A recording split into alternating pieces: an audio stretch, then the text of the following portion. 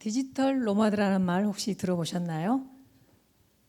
요즘 많이 들어보셨을 것입니다. 사실 또 단어를 몰라도 설명을 들으시면 하실 것인데요. 인터넷 접속을 전제로 한 디지털 기기를 이용하여서 시간과 공간에 제약을 받지 않고 재택근무라든지 이동 근무 또는 원격 근무를 하면서 자유롭게 생활하는 신인류를 디지털 노마드족이라고 이제 합니다. 그림 한번 보여주십시오. 네. 좀 출근 안 해요. 이렇게 하면서. 네. 그래서 이제 직업군으로는 이제 그래픽 디자이너라든지 앱 개발자들 또는 블로거 아니면은 여행 유튜버 이런 사람들이 이제 있겠습니다. 네. 원래 이제 저를 보시면 됩니다. 네. 원래 노마드는 이제 유목민이라는 뜻입니다. 이들은 이제 목축을 생계로 하기 때문에 정해진 한 곳에 정착하지 않고 이제 계절과 환경 변화에 따라서 기르는 동물 무리들을 이끌고 가장 좋은 초원을 찾아서 유랑하며 살아가는 사람들입니다. 그런데 현대 유목민 노마드들은 공간적인 이동뿐만 아니라 어떤 특정한 가치와 창조적인 어떤 행위를 지향하는 사람들을 말합니다. 예를 들어서 내가 이제 마음에 맞는 직장이 있잖아요. 그럼 그 직장을 따라서 나의 삶의 틀을 옮기는 잡 노마드라는 게 있고요. 그다음에 이제 돈이 있더라도 집을 사지 않습니다. 그리고 필요에 따라서 다양한 환경으로 옮겨 다니는 사람들. 그러니까 나 바닷가에 가서 좀 1년 살고 싶다. 아니면 도서관 근처에서 살고 싶다. 이런 식으로 자기 어떤 필요에 따라서 틀을 옮기는 그런 하우스 노마드가 있습니다. 그리고 이제 이자를 더 받기 위해서 여러 금융 상품을 옮겨 다니는 금리 노마드도 있고요. 또 제한된 시간 동안 파격적인 그런 가격 혜택을 제공하는 그런 상품을 찾아다니는 핫딜 노마드도 있습니다. 그리고 자녀 교육을 위해서라면 어디든지 가리라 이렇게 해서 자녀 교육을 위해서 옮기는 에드 노마드가 있습니다. 그리고 이제 여행이라든지 여가라든지 또는 공연 관람이라든지 어떤 무형의 그 가치를 추구하는 또 노블레스 노마드라는 것도 있습니다. 어쨌든 하여튼 이름 붙이면 다 노마드가 됩니다. 자, 여러분은 어떤 가치와 경험을 추구하는 노마드족이신가요? 네, 우리는 어때야 됩니까? 우리 여기 모인 우리들은 천국을 꿈꾸고 천국을 지향하며 살아가는 천국 노마드임을 기억하시기 바랍니다. 아멘.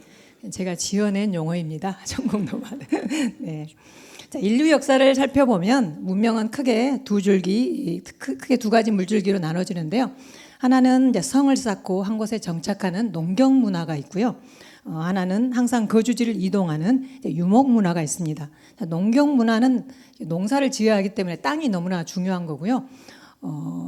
항상 이동해야 하는 그 유목 문화에서는 땅보다 중요한 것이 시간과 때입니다. 시간과 계절을 생각해서 하루하루 그에 맞게 또 대비하고 적응을 하는 것입니다. 농경 문화가 이제 점점 발전해서 이제 이룬 것이 도시 문명이라고 할 수 있는데요. 도시 문명의 특징은 뭐라고 할 수 있냐면 소유에 있습니다. 내가 얼마나 많이 가졌는가가 어떤 힘의 근원이 되기 때문에 어떻게든지 내가 많이 모아두고 쌓아두려고 합니다. 또 쌓아둔 것을 다른 사람에게 뺏기지는 않을까 또 걱정을 한다는 것입니다. 그래서 담을 세우고 또 성을 세우고 땅에 금을 긋고 늘 소유와 어떤 권리를 주장합니다. 반면에 이제 유목 문화에서는 소유에 대한 집착이 상대적으로는 적습니다. 왜냐하면 항상 이동을 해야 되기 때문에 많이 가지고 있으면 그걸 운반하고 그걸 지키느라고 오히려 자기 목숨이 위험해질 수 있다는 것입니다. 그래서 이제 할 수 있는 한 가볍고 또 간편하고 실용적인 것들을 가지고 이제 살아가는 사람들이 바로 이제 유목 문화를 가지고 있는 사람들의 특징이라고 할 수 있겠습니다. 도시 문명의 이제 극치를 이룬 것이 이제 바벨탑이라고 우리가 할 수 있는데요. 현대도 바벨탑이라고 하잖아요. 바벨탑은 하나님에 대한 반역이고 하나님에 대한 도전이었습니다. 하나님께서는 창조하시면서 생육하고 번성하라.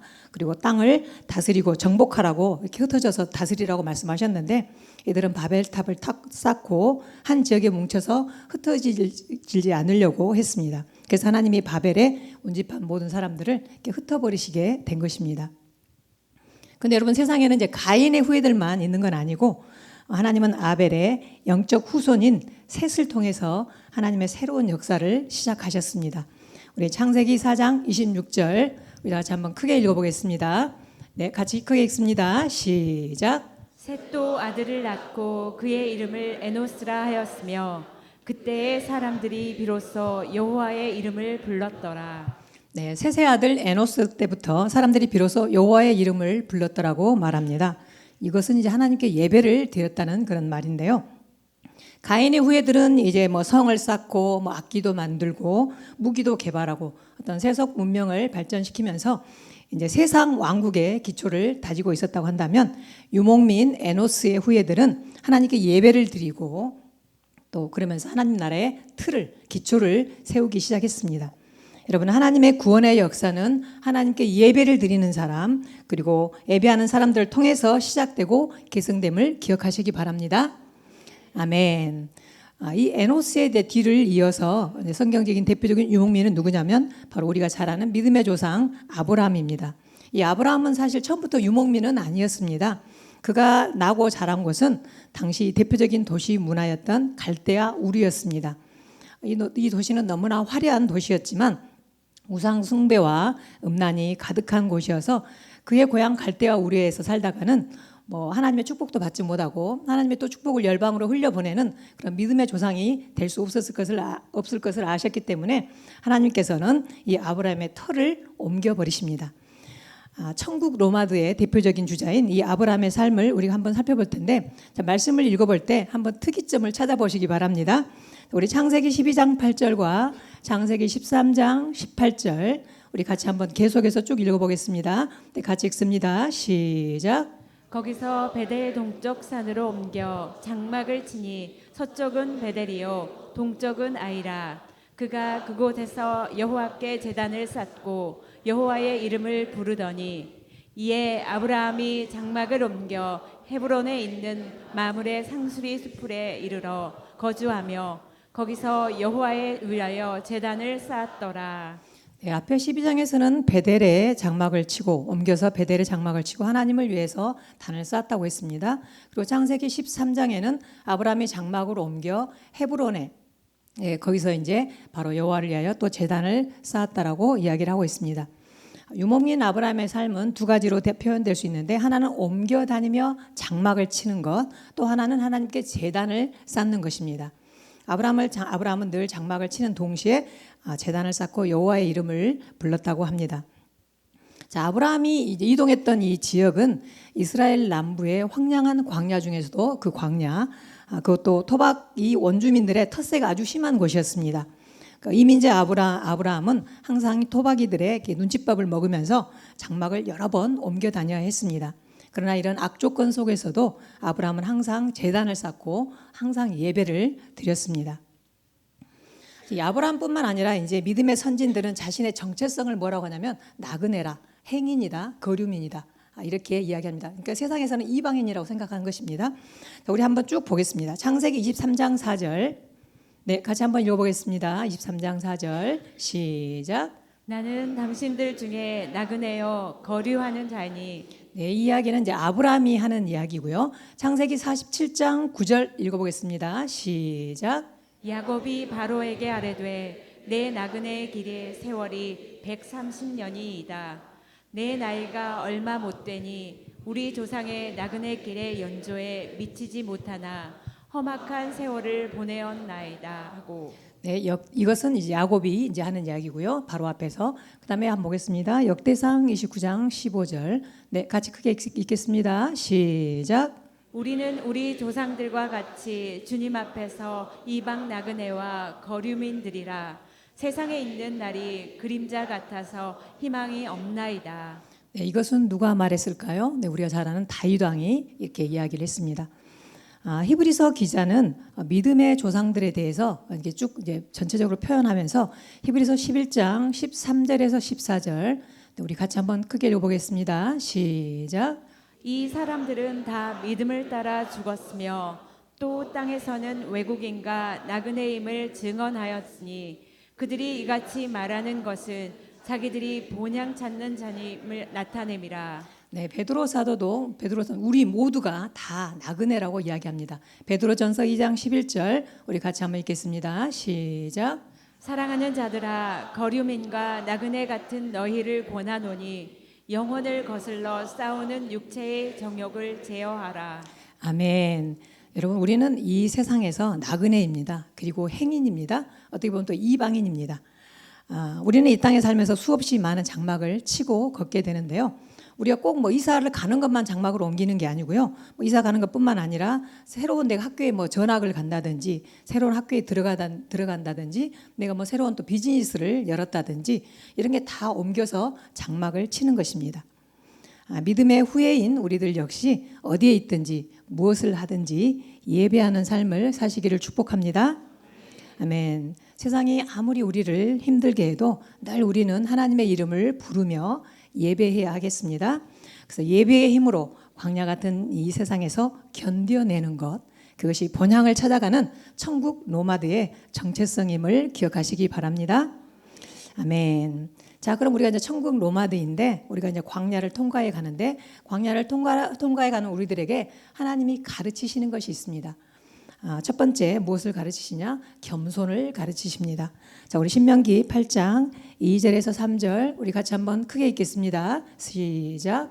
내 하나님 여호와께서 이 40년 동안에 내가 광야길을 걷게 하신 것을 기억하라. 이는 너를 낮추시며 너를 시험하사 내 마음이 어떠한지 그 명령을 지키는지 지키지 않는지 알려 하심이라. 너를 낮추시며 너를 줄이게 하시며. 2, 3절을 보면 계속 너를 낮추셨다는 말이 나옵니다. 하나님께서 이스라엘 백성으로 하여금 광야 40년을 통과하게 하신 이유는 뭐냐? 겸손을 훈련하게 하기 위함이었습니다. 사실 애굽에서 이제 그 가나안 땅으로 들어갈 때 지중해 해안선을 따라서 블레셋 땅을 통과해서 들어가면 200만 대군이라 할지라도 불과 한두 달이면 가나안까지 들어가고도 남는 그 거리입니다. 그런 최단 거리의 경로가 있었습니다. 그런데 왜 하나님은 이스라엘 백성들을 40년 동안 사막에서 광야에서 유랑하게 하셨을까요? 뭐 직접적인 원인은 그들이 이제 가데스 바네아에서 하나님을 원망하고 불신한 것에 대한 벌이었죠. 그래서 광야에서 40일 동안 정탐하고 나서 이렇게 불평했잖아요. 그래서 40년 동안을 방랑하고 고생하도록 하셨습니다. 그러나 오늘 모세는 여기서 뭐라고 지금 설교하고 있는 건데 모세가 뭐라고 말씀하고 있냐면 이 광야 생활이 단순히 하나님을 반역하고 불신했기 때문에 물론 그렇게 하지만 그것뿐만이 아니라 그 결과가 아니라 이스라엘 백성을 하나님의 백성답게 그리고 천국 백성답게 훈련하는 과정임을 지금 설명하고 있습니다. 여러분, 광야의 혹독한 시련은 우리를 절망하게도 하지만 동시에 우리를 또 겸손하게 만듭니다. 자, 예를 들어서 나에게 어떤 닥친 문제가 있다고 해봅시다. 내 힘으로 내가 해결할 수 있다면 벌써 내가 해결했을 것입니다. 그러나 광야에서는 내 모든 어떤 자원과 내 모든 실력을 다 동원해도 해결이 안 되는 곳이 광야입니다. 그렇게 자신의 한계를 절감하게 되면 그토록 자신만만하던 사람의 입에서 이런 고백이 절로 나오게 되는 것입니다. 저는 모르겠습니다. 제 힘으로는 안 됩니다. 제발 살려주십시오. 항복합니다. 두 손 듭니다.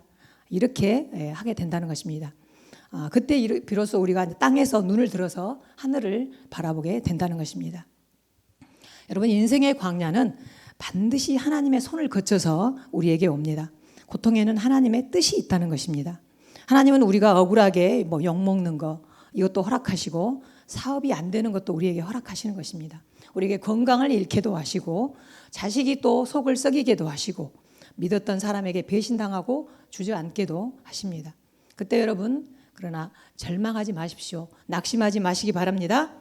대신 뭐 해야 됩니까? 하나님께 납작 엎드리시기 바랍니다. 왜냐하면 지금 하나님께서 우리에게 겸손을 가르치고 계시기 때문입니다. 그래서 무릎 꿇고 제가 부족합니다. 제가 잘 모르겠습니다. 저 좀 가르쳐 주십시오. 제가 틀렸습니다. 제가 잘못했습니다. 저를 용서해 주십시오. 천국 노마드는 이런 말들을 자존심 상해하지 않고 진심으로 할 수 있어야만 한다는 것입니다. 여러분 중에 이런 말을 해본 적이 없다면 여러분이 완벽한 인생을 살아서가 아니라 교만해서입니다. 사랑하는 여러분, 광야를 지나며 천국 노마드가 배워야 할 첫 번째 자세는 겸손임을 마음에 기억하시기 바랍니다. 아멘. 두 번째, 하나님께서 광야를 지나면서 우리에게 가르치는 것은 바로 신뢰입니다. 우리 신명기 8장 3절 상반절만 읽어보겠습니다. 네, 같이 읽겠습니다. 시작. 너를 낮추시며 너를 줄이게 하시며 또 너도 알지 못하며 내 조상들도 알지 못하던 만나를 내게 먹이신 것은. 네, 광야는 모든 것이 불편합니다. 그리고 내가 모르는 위험 요소들이 사방에 이렇게 산재해 있기 때문에 항상 불안합니다. 그러나 그런 불편함과 불안함이 단점이 아니라 이 유목민에게는 장점이 되는데요. 왜냐하면 불편하고 불안하기 때문에 나태해질 겨를이 없이 항상 깨어 있게 된다는 것입니다. 한시라도 주님 손을 놓고서는 살 수 없기 때문에 쉬지 않고 기도하게 됩니다. 결국은 어떻습니까? 광야의 고통이 깨어있는 영성을 만들어준다는 것입니다. 사랑하는 여러분, 자신의 인생을 한번 돌아보시기 바랍니다. 여러분은 언제 하나님을 뜨겁고 가장 친밀하게 하나님을 경험하셨습니까? 아마 잘 될 때, 잘 나갈 때가 아니라 아마 가장 힘들 때, 가장 어려울 때였을 것입니다. 마음이 무너져 내리고 세상에 홀로 버려진 것처럼 느껴졌을 때, 그리고 어찌할 바 몰라 심한 고통으로 신음조차 할 수 없었을 때였을 것입니다. 하나님밖에 의지할 때가 없도록 인생이 곰핍해졌을 바로 그때가 진짜 내가 하나님을 바라보고 진짜 믿음이 생기는 때인 것입니다. 여러분, 광야는 사람이 살지 못하는 곳, 절망의 땅입니다. 모든 것이 부족하고 불편하고 힘이 듭니다. 인간이 노력한다고 해도 인간의 힘으로 특별히 먹을 거, 음식을 구할 수 없는 아주 척박한 곳입니다. 그런데 하나님께서는 어떻습니까? 상상을 초월하는 방법으로 이스라엘 백성들을 먹이셨습니다. 만나는 아직껏 지구상에 있는 어떤 인간도 한 번도 경험해 보지 못한 그런 신비한 하늘의 음식이었습니다. 그래서 만나의 뜻이 이것이 무엇이냐이잖아요. 처음에는 이것이 이게 식량이 될까 사람들이 아마 반신반의했을 것입니다. 그러나 이후 40년 광야 생활을 하면서 그것만 먹고 살아도 아무 문제 없이 모두가 튼튼하게 이 광야 생활을 했습니다. 이 말은 무엇입니까? 만나가 사람이 살아가는데 필요한 모든 영양소가 충분히 담긴 최고 품질의 음식이었다는 것입니다. 사랑하는 여러분, 하나님은 우리가 원하는 것을 주시는 것이 아니라 우리에게 필요한 것을 주시는 분임을 믿으시기 바랍니다. 아멘. 오늘 말씀에 보면 너도 알지 못하고 내 조상들도 알지 못하는 그런 만나라고 했는데, 이것은 무슨 말이냐면 하나님이 주시는 그런 신비한 은혜를 네가 굳이 이해하고 분석하지 말라는 것입니다. 그냥 주시면 감사히 먹으면서 하나님은 우리가 이해할 수 없는 방법으로 우리를 항상 신실하게 먹이신다는 것을 믿으라는 것입니다. 아멘입니까? 아멘. 사랑하는 성도 여러분, 그러나 먹고 사는 문제는 당장 눈앞에 닥친 현실일진데 이런 광야에서 우리가 믿음을 지킨다는 것은 사실은 쉽지는 않습니다.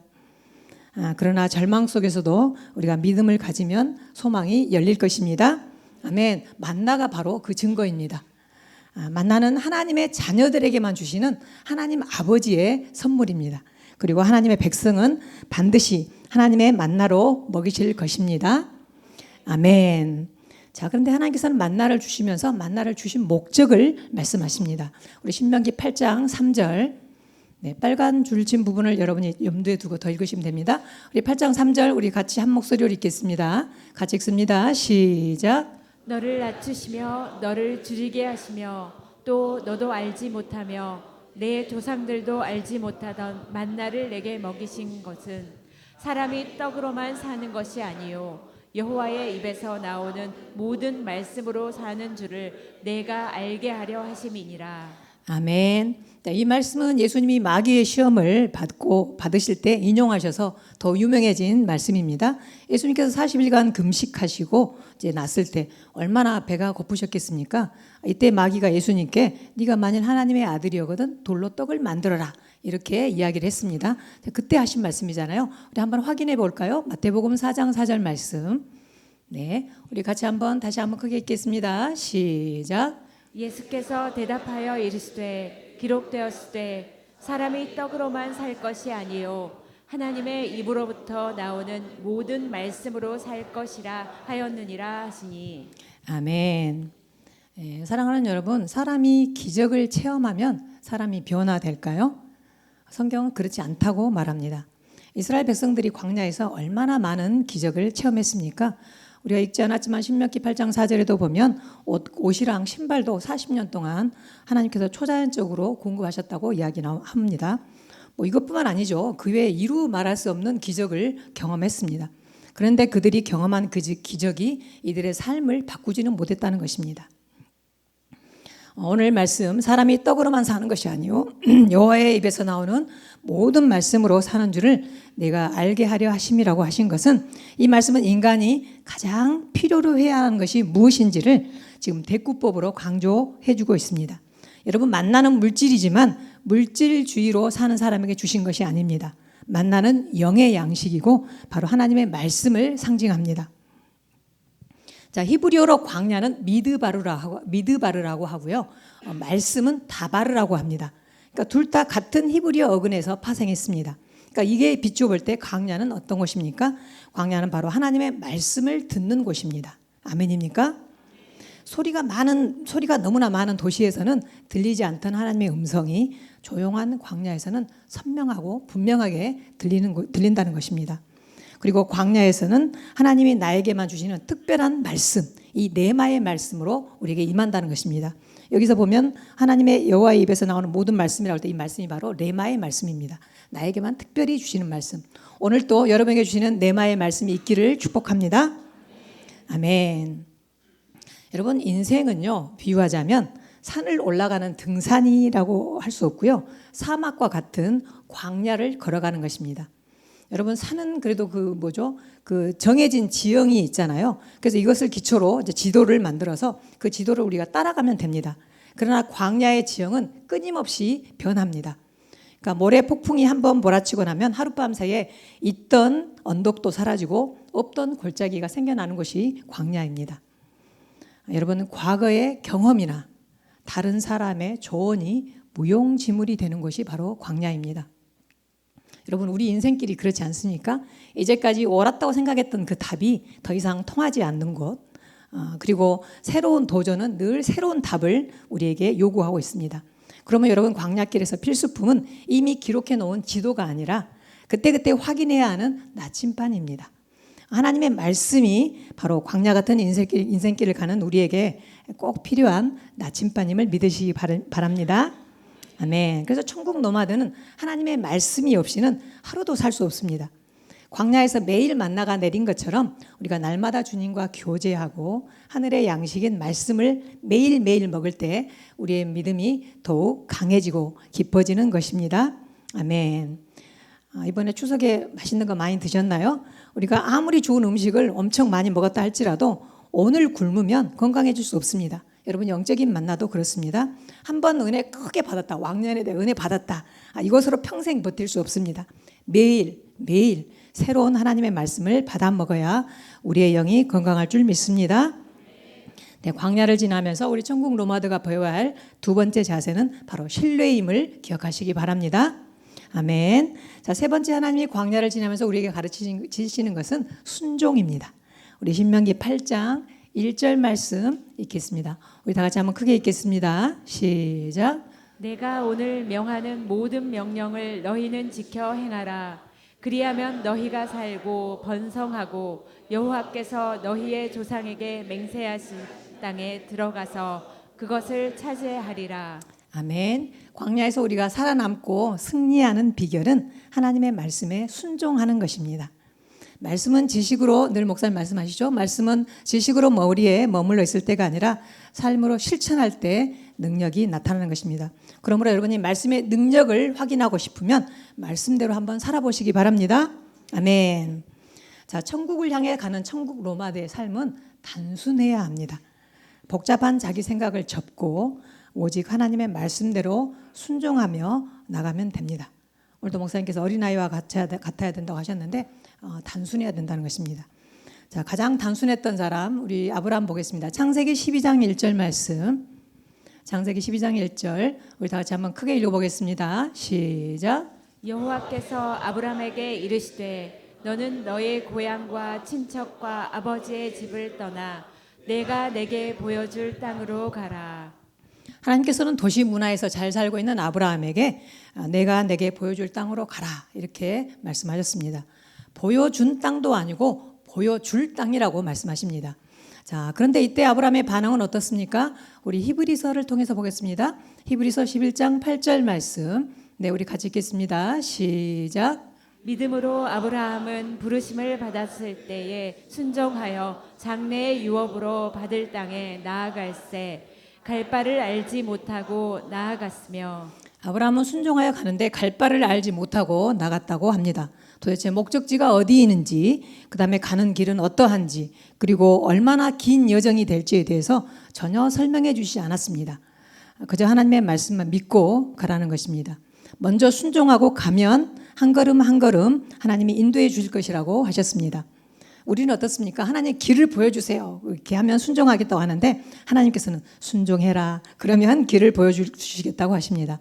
우리의 일 진행 순서와 하나님의 일 진행 순서가 완전히 거꾸로인 것 같습니다.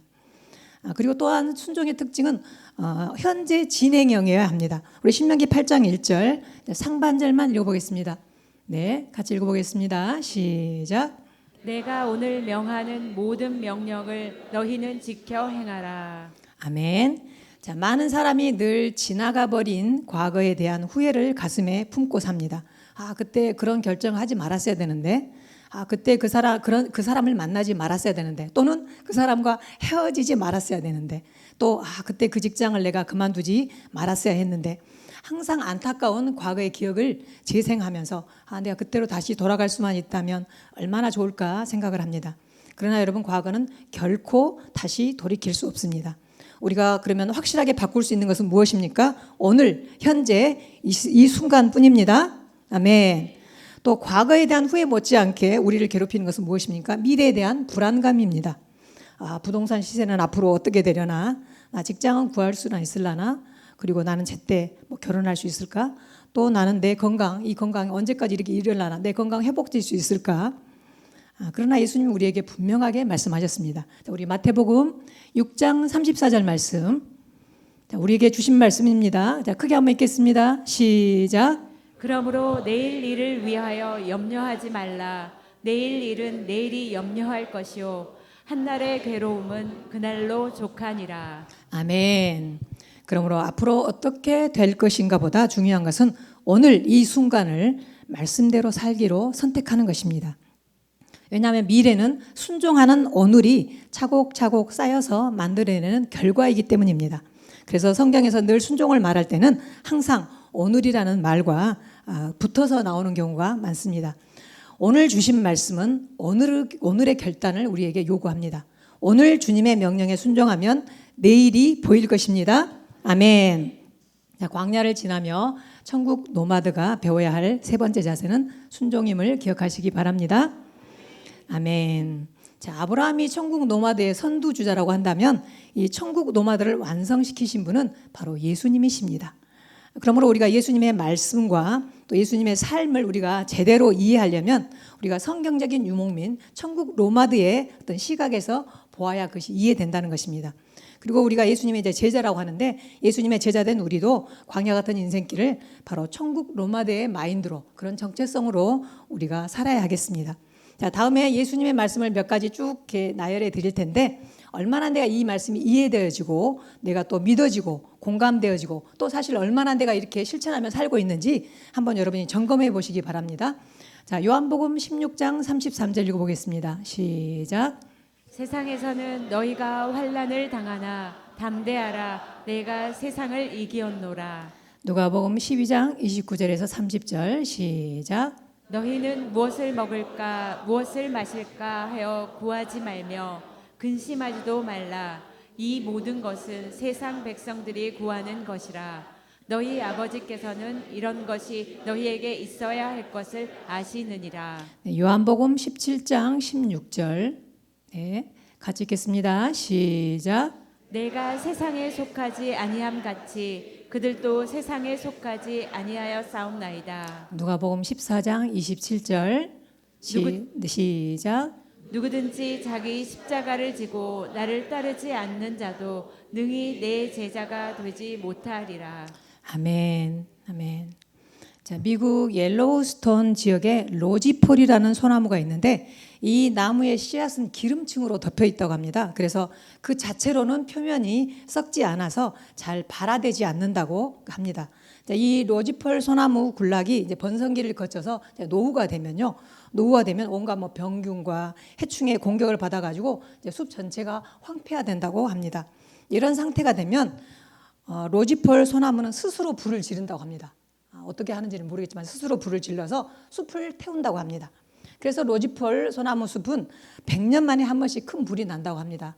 저번에도 보니까 1988년에 큰 불이 나가지고 반년 동안이나 불이 계속 탔더라고요. 이때 발생한 불길로 해충과 병균은 모두 다 타 죽게 되고 씨앗은 이제 껍질을 그때 불에 타서 껍질을 벗고 발화되어서 새로운 나무가 자라나고 그래서 다시 울창한 숲을 이룬다고 합니다. 여러분, 우리의 삶에도 고통과 시련 그리고 역경의 불 속에서만 벗겨지고 또 질병이라는 그 아픔 속에서만 터지는 믿음의 솔방울이 있습니다.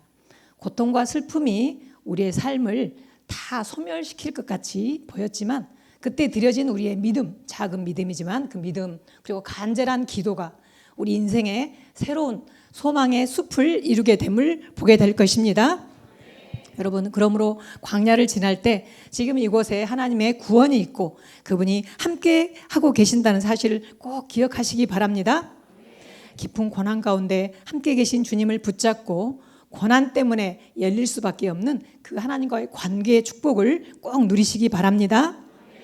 인생의 깊은 수렁 속에서도 우리가 믿음만 붙잡을 수 있다면 그 끝은 하나님의 시작이 될 줄로 믿습니다. 아멘. 오직 겸손과 신뢰와 순종으로 광야를 통과하는 저와 여러분 되기를 주님의 이름으로 축원합니다. 아멘. 네, 적용 질문 보겠습니다.